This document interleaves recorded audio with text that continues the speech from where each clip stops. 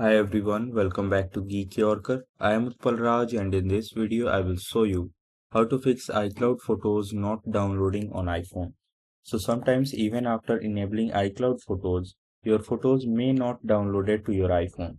And this can happen due to low storage, poor internet connection or incorrect settings. So to fix this, first make sure you are connected with best internet connection and after that open settings app on your iPhone.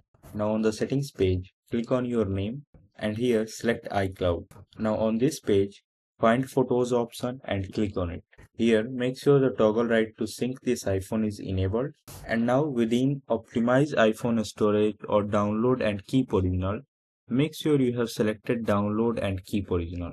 And if you haven't selected, then select right now and from now on, make sure your internet connection is best and your iPhone have some storage to download original photos.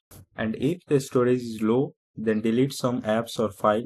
Now if the issue still continues, then restart your iPhone once and check again. So after applying these settings, your photos should start downloading properly. If this video helped you in any way, make sure to like it, share it and subscribe to Geek Yorker.